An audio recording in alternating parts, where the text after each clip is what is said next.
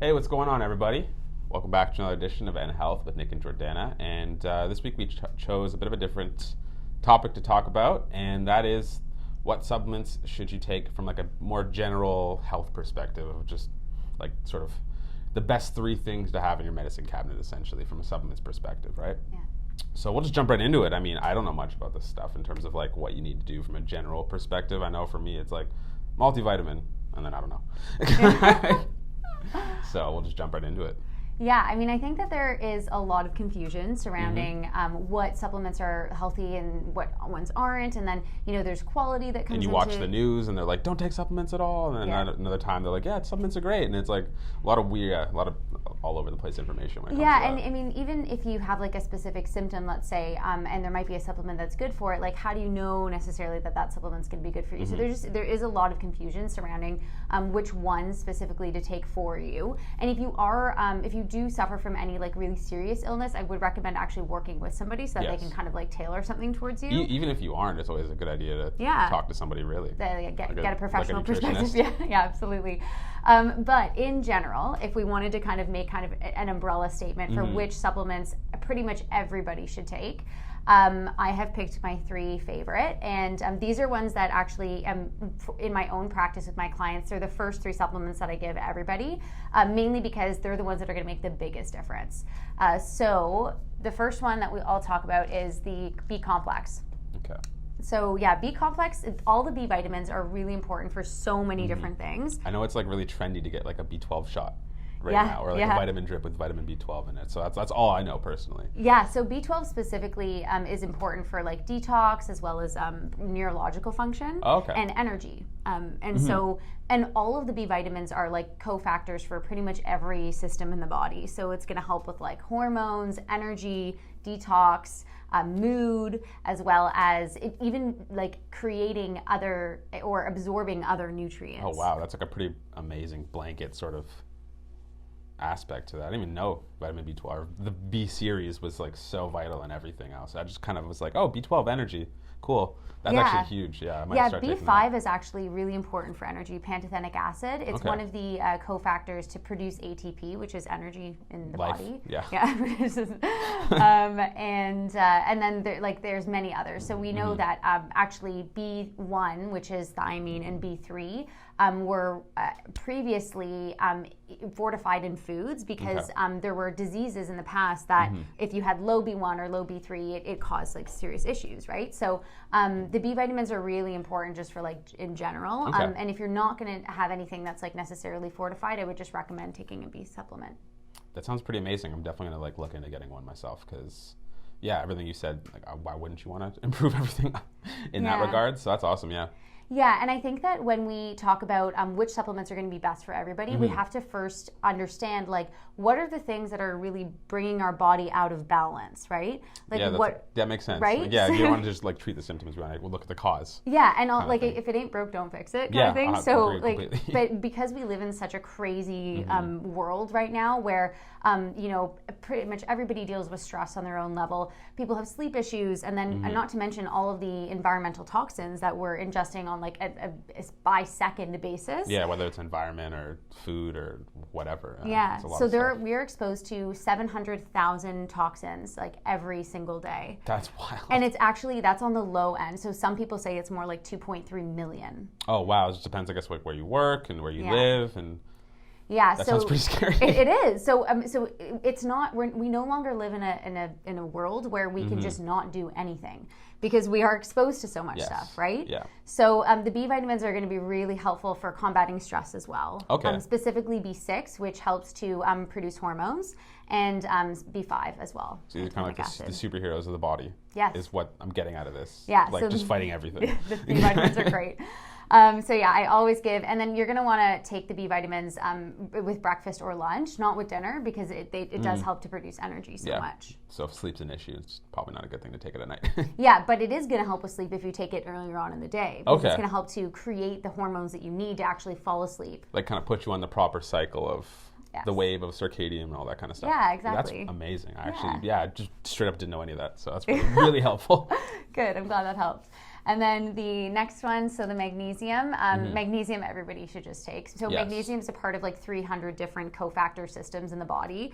Again, pretty like superhero. Yeah, it's a superhero one. And the main thing about magnesium is essentially the relaxation for every tension. So within our body, like in every system, including even just like within our bloodstream, there needs to be like a contraction and a relaxation.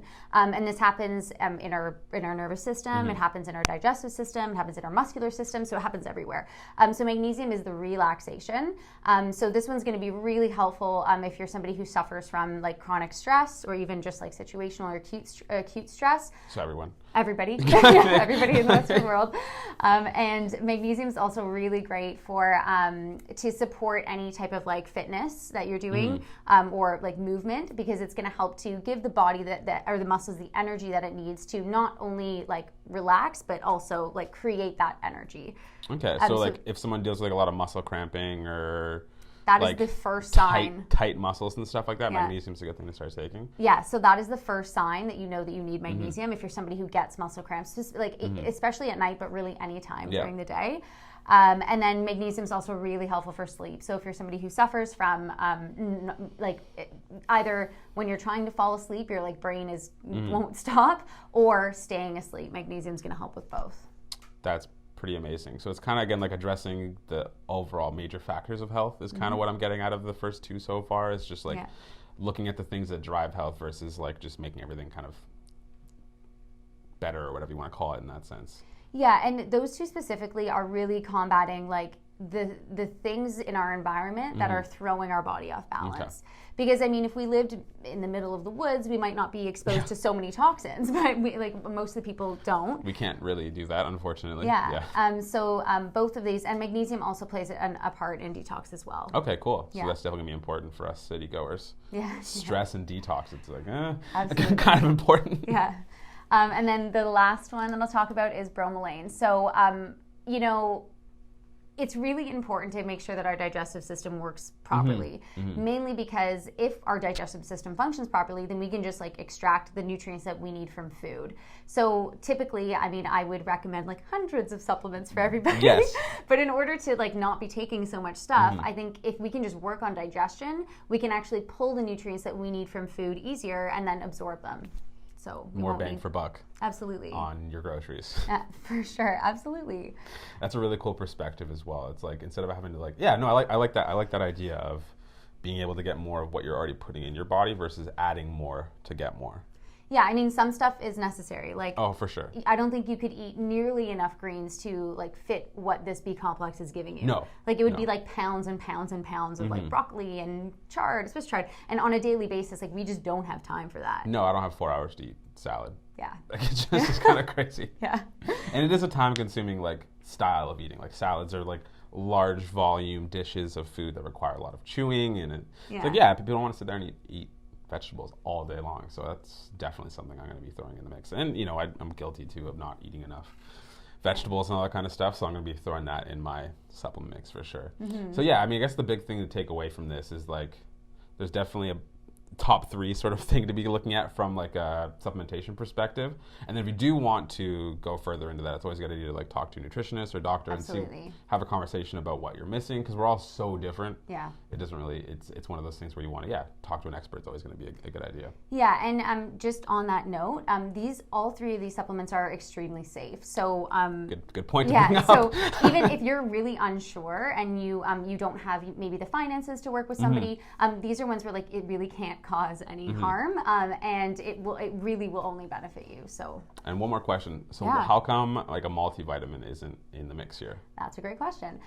So a multivitamin to me is really just an insurance policy. It gives you like just the bare minimum of everything that you need, but nothing really in a therapeutic dose. So I really like to use multivitamins for kids that like just hate eating like any greens or anything, because at least I know they're getting like just like literally the bare minimum to like prevent disease. But we're not really I mean, like we are focused on preventing disease, but we also want to like make sure we're taking advantage of life. Like we want to live. You want to thrive. We want to thrive, right? Yeah. And so these supplements are not only going to prevent from like serious diseases, but they're also going to help you to thrive and help your body to just like function better. I want to thrive.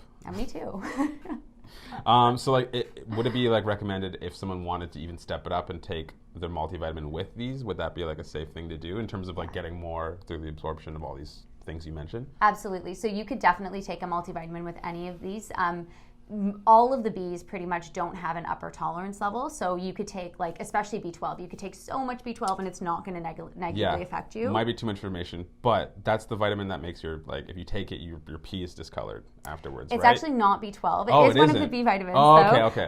Yeah, but B3 plays a role in making your urine a little bit more fluorescent. Okay. And it also plays a role in alcohol detox. So if you're somebody who kind of makes sense with the whole flushing system. Exactly. Yeah, and then magnesium does have an upper tolerance, but the only thing that will happen is you'll reach bowel tolerance. Oh, okay. Yeah, so you're basically going to want to take magnesium up to bowel tolerance, because you, like, right before bowel tolerance is the dose that your body actually needs. Bowel tolerance is? You'll go to the bathroom, like you'll have a stool. Okay, okay. You'll definitely go. Yeah. It's like an urgent signal from the body is what I'm trying to, like. Yeah, like basically once you hit bowel tolerance, you're like, okay, right before that, that's the dose that your body needs. So yeah, make sure you're in a comfortable place when you're testing that out. Yeah, definitely. Absolutely. And if that's not something that you want to do, you could always just follow the regular dose, because anything is going to be better than nothing. 100% agree with that when it comes to supplementation, and anything when it comes to health, really, at that matter. So I hope you guys enjoyed our little video on like the top 3 supplements we think you should take. And if you guys have any questions about anything, obviously feel free to comment below. Otherwise, we'll see you guys next week. And don't forget to like and subscribe.